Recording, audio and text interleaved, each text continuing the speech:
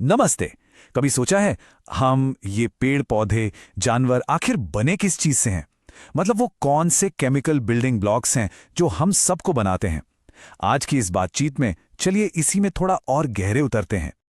जरा सोचिए, एक तरफ हम हैं जो चल फिर सकते हैं, सोच सकते हैं, और दूसरी तरफ जमीन, पत्थर, मिट्टी, बिल्कुल बेजान। लगता है ना कि दोनों में जमीन आसमान का फर्क है, पर क्या सच में ऐसा है? तो चलिए इस सवाल का जवाब ढूंढते हैं। जरा इस टेबल को देखिए। ये अर्थ्स क्रस्ट यानी धरती की ऊपरी परत और एक इंसान के शरीर में मौजूद एलिमेंट्स की तुलना है। और जानते हैं सबसे हैरान करने वाली बात क्या है? अरे, ज्यादातर इंग्रेडिएंट्स तो बिल्कुल सेम है।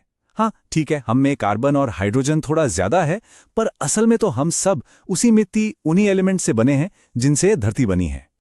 तो सवाल फिर वही है, अगर बनाने वाला सामान एक ही है तो फिर एक जिंदा चीज और एक बेजान चीज में इतना बड़ा फर्क क्यों?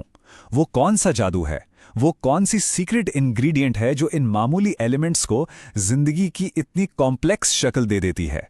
चलिए आज इसी साइंटिफिक मिस्ट्री को सॉल्व करने की कोशिश करते हैं। अच्छा, तो इस पहेली को सुलझाने के लिए हमें एक केमिकल एनालिसिस करना होगा, बिल्कुल वैसे ही जैसे साइंटिस्ट करते हैं। पता तो लगाना पड़ेगा ना कि आखिर हमारे अंदर है क्या। और तरीका बड़ा सीधा सा है। कोई भी लिविंग टिश्यू लीजिए, मान लीजिए कोई सब्जी या लिवर का टुकड़ा, और उसे एक खास एसिड, ट्राइक्लोरो एसिटिक एसिड में डालकर पीस दीजिए। फिर बस इसे एक महीन कपड़े जैसे चीज क्लॉथ से छान लीजिए। छानने के बाद हमें दो चीजें मिलेंगी, और हमारे सारे जवाब इन्हीं दो हिस्सों में छुपे हैं। तो ये हैं हमारे दो सुराग। पहला हिस्सा है एसिड सॉल्यूबल पूल, मतलब वो चीजें जो एसिड में घुल गईं और छनकर नीचे आ गईं। और दूसरा है एसिड इनसॉल्युबल पूल, यानी वो बड़े बड़े मॉलिक्यूल्स जो घुले नहीं और कपड़े के ऊपर ही रह गए। अब इन दोनों में फर्क क्या है, इसे समझने के लिए चलिए लेगो ब्लॉक्स का एग्जाम्पल लेते हैं। एक तरफ है वो छोटी छोटी अलग अलग लेगो की ईंटें, और दूसरी तरफ है उन्हीं ईंटों से बने बड़े बड़े मॉडल्स और मास्टरपीसेस। तो जो हिस्सा एसिड में घुल गया था ना, उसमें हमें मिलते हैं माइक्रोमॉलिक्यूल्स। ये हैं हमारी लेगो ब्रिक्स, बहुत ही छोटे छोटे मॉलिक्यूल्स जिनका वजन 18 से 800 डाल्टन के बीच होता है, जैसे कि अमीनो एसिड्स, शुगर्स, न्यूक्लियोटाइड्स। यही हैं लाइफ के फंडामेंटल बिल्डिंग ब्लॉक्स। और वो हिस्सा जो एसिड में नहीं घुला, उसमें मिलते हैं मैक्रोमॉलिक्यूल्स। ये हैं हमारे लेगो मास्टरपीसेस। ये बहुत बड़े होते हैं, इनका वजन 10,000 डाल्टन या उससे भी ज्यादा होता है, और ये उन्हीं छोटी छोटी माइक्रोमॉलिक्यूल वाली ईंटों को जोड़ जोड़कर बनाए जाते हैं। तो जो एसिड में नहीं घुला, उस इनसॉल्युबल फ्रैक्शन में हमें लाइफ के 4 सुपरस्टार्स मिलते हैं। 4 तरह के मास्टरपीस मॉलिक्यूल्स। यही हैं असली खिलाड़ी। अगर हम एक सेल के अंदर झांक कर देखें तो पानी तो सबसे ज्यादा है, करीब 70-90%। लेकिन उसके बाद देखिए, प्रोटीन्स, ये सेल के वजन का 10 से 15% तक होते हैं। इसके बाद आते हैं न्यूक्लिक एसिड, कार्बोहाइड्रेट्स और लिपिड्स। तो साफ है कि प्रोटीन्स कितने जरूरी हैं। तो ये है लाइफ के 4 मेन बायोमॉलिक्यूल्स। प्रोटीन्स जो सेल के वर्कर्स हैं, सारा काम यही करते हैं। फिर हैं पॉलीसैकेराइड्स या कार्बोहाइड्रेट्स जो एनर्जी और स्ट्रक्चर देते हैं। लिपिड्स यानी फैट्स जो सेल की दीवारें और एनर्जी स्टोर करने का काम करते हैं।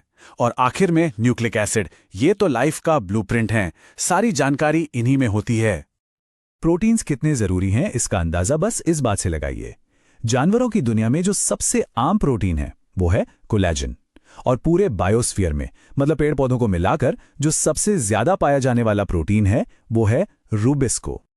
तो चलिए प्रोटीन्स को थोड़ा और करीब से देखते हैं। इनकी सबसे जरूरी बात है इनका स्ट्रक्चर, इनकी बनावट। क्योंकि एक प्रोटीन क्या काम करेगा, ये पूरी तरह से उसके 3D शेप पर डिपेंड करता है। प्रोटीन का स्ट्रक्चर 4 लेवल में बनता है। प्राइमरी स्ट्रक्चर तो बस अमीनो एसिड की एक सीधी सी लड़ी है, जैसे मोतियों की माला। सेकेंडरी स्ट्रक्चर में ये माला मुड़कर स्प्रिंग जैसी यानी हेलिक्स या फिर शीट जैसी बन जाती है। टर्शियरी स्ट्रक्चर में ये पूरा धागा उलझकर एक ऊन के गोले जैसा 3D शेप ले लेता है। और क्वाटरनरी स्ट्रक्चर में ऐसे कई ऊन के गोले मिलकर एक बड़ा सा कॉम्प्लेक्स बना लेते हैं। प्रोटीन्स के कमाल का एक बेहतरीन एग्जाम्पल है एंजाइम्स। एंजाइम्स एक तरह के प्रोटीन्स ही होते हैं जो बायोलॉजिकल कैटलिस्ट का काम करते हैं। मतलब ये हमारे शरीर के अंदर होने वाले केमिकल रिएक्शंस की स्पीड को जबरदस्त तरीके से बढ़ा देते हैं। एक एग्जाम्पल से समझते हैं। देखिए, हमारे खून में कार्बन डाइऑक्साइड पानी से मिलकर कार्बोनिक एसिड बनाती है।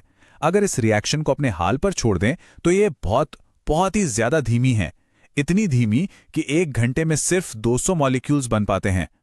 लेकिन अगर वहां कार्बोनिक एनहाइड्रेज नाम का एंजाइम मौजूद हो तो ये रिएक्शन 1 करोड़ गुना तेज हो जाता है। 1 घंटे में 200 की जगह अब 1 सेकंड में 6 लाख मॉलिक्यूल्स बन रहे हैं। सोचिए, ये है एंजाइम्स की असली सुपर पावर। और ये काम कैसे करते हैं, ये चार्ट इसे बहुत अच्छे से दिखाता है। किसी भी केमिकल रिएक्शन को शुरू होने के लिए एक एनर्जी बैरियर को पार करना होता है। इसे कहते हैं एक्टिवेशन एनर्जी। एंजाइम कुछ नहीं करते, बस इस एनर्जी के पहाड़ को छोटा कर देते हैं, एक शॉर्टकट बना देते हैं, जिससे रिएक्शन बहुत आसानी से और लाखों गुना तेजी से हो जाता है। तो चलिए वापस अपने सबसे पहले सवाल पर आते हैं। आखिर जिंदगी का ये राज है क्या? तो जवाब ये है कि जीवन का राज सिर्फ उन इंग्रेडिएंट्स में नहीं है जिनसे हम बने हैं, बल्कि उस कमाल के ऑर्गेनाइजेशन में है, उस तरीके में है जिससे वो इंग्रेडिएंट्स जुड़े हैं। मामूली एलिमेंट से इतने कॉम्प्लेक्स बायोमॉलिक्यूल्स बनाना और फिर उन मॉलिक्यूल्स का एक साथ मिलकर काम करना, बस यही वो चीज है जो एक बेजान चीज को जिंदगी दे देती है। तो मुट्ठी भर एम एलिमेंट से मॉलिक्यूल्स की एक पूरी सिम्फनी तैयार हो जाती है जो लाइफ का संगीत बजाती है। पर एक सवाल भी छोड़ जाता है कि इस शानदार ऑर्केस्ट्रा का कंडक्टर कौन है? और ये वो सवाल है जो हमें विज्ञान से भी आगे सोचने पर मजबूर कर देता है।